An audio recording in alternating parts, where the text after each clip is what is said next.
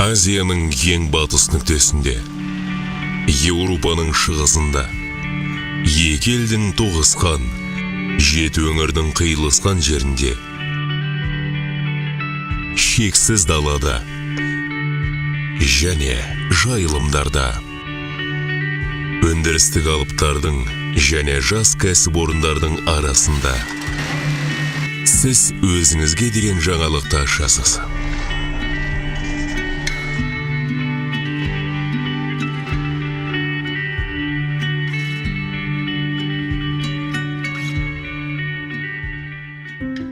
Барлығы соңынан басталады. Кез келген бизнес, кез келген бастама, кез келген идея түбінде тұтынушыға бағытталған.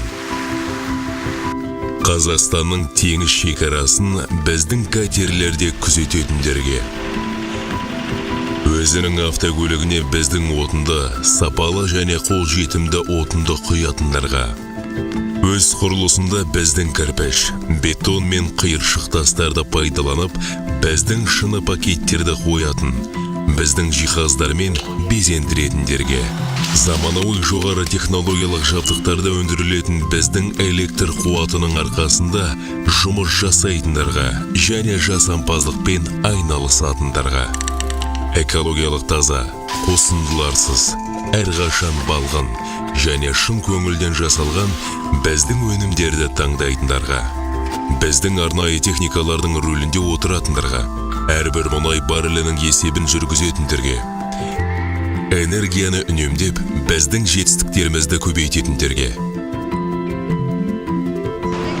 Біз өз сатып алушымыздың кім екенін, біздің қызметтеріміздің кімге бағдарланғанын, Батыс Қазақстан облысында салынған инвестицияларды кімнің шынайы табысты екендігін білеміз.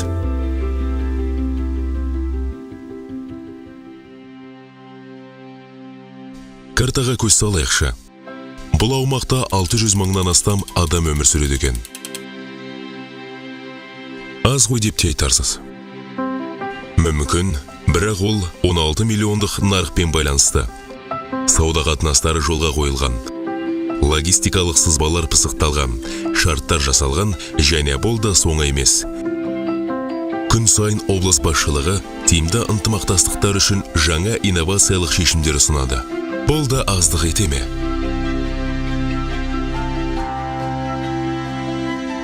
Мына жүйткіген желілерге назар аударыңызшы. Бұл жолдар Оралдан Германияның, Түркияның, Ресейдің, Финляндияның, Латвияның, Украинаның, Әзербайжанның, Өзбекстанның, Қазақстанның әрі қалаларына баратын жолдар. Бұл дегеніңіз өткен жылғы ішкі тауар айналымы 6 миллиард доллардан асқан алып нарық. Бұл шынайы сандар, шынайы деректер. Бұл болжам емес. Бұл бүгінгі және қазіргі Батыс Қазақстан облысы. Бұл табысты инвестициялар облысы. Цемент, кірпіш, құбыры, карбонат шикізаты, құрылыс құмы, гипс, құмды қиыршық тасты қоспа, керамзит балшықтар, калий тұздары. Барлығы 134 жалпы таралған пайдалы қазбалар кен орындары. Немесе инвестиция тілімен айтар болсақ, Батыс Қазақстан облысының Байқойнау құрылыс индустриясын дамытуға бәсекелестікті артықшылықтар береді.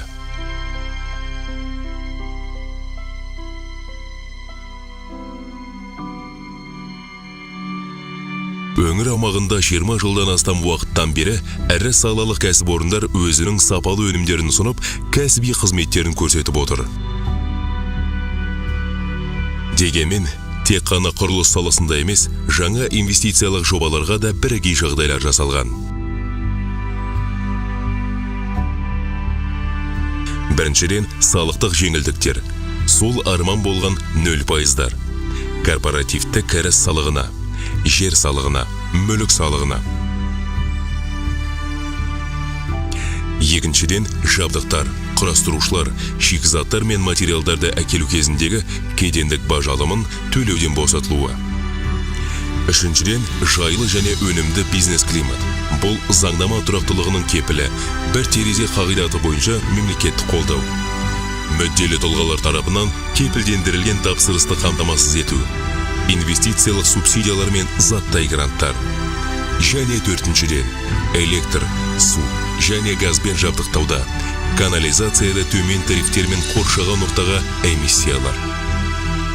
Қарапайым тілмен айтқанда, біз жағдай жасаймыз, бізге сенім артады және табыс табады. Бұл сандармен шамамен былай сөйлеседі. Негізгі капиталға 1,5 триллионнан астам инвестиция. Өнеркәсіпке 1,1 триллионнан астам инвестиция. Соңғы 6 жылдағы қолданысқа берілген 36 жоба.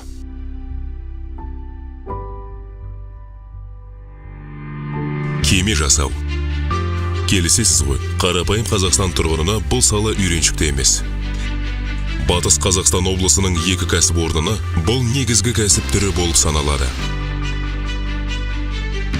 Мұнда 2019 жылға дейін өндірісті кеңейту мен жаңарту жоспарланған.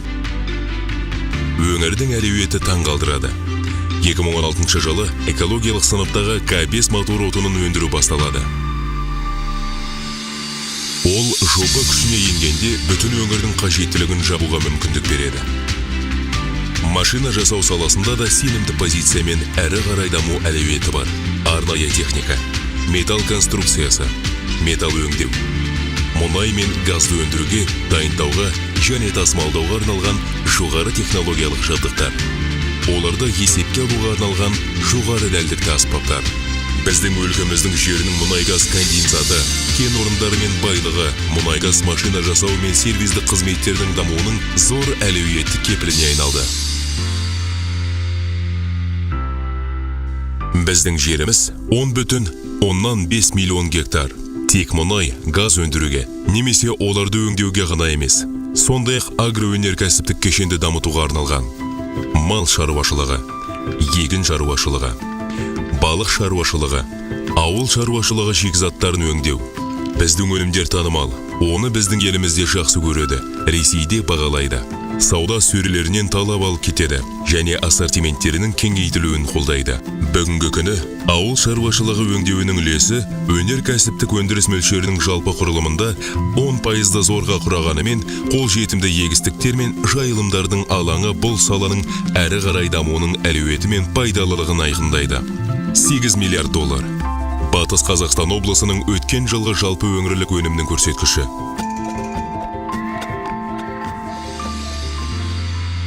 Бұл көп пе? Салыстыру үшін, бұл сан орташа республикалық деңгейден 20 есе артық. Жақын уақытта бұл тағы да жоғарылайды. Біз сондай деңгейге жеттік. Тек қана өзіміз дамымаймыз. Басқалардың да дамуына инвесторларға, жас кәсіпорындарға, әрі холдингтерге, шаруа қожалықтарына көмектесеміз. Біз инновациялық жобалар мен табысты ынтымақтастыққа ашықпыз. Біз ертеңгі күнге нық сеніммен қараймыз. Ойға алған нәрселер өте көп, барлығы іске асады. Батыс Қазақстан облысы. Үлкен үміттер, зор әлеуеттер.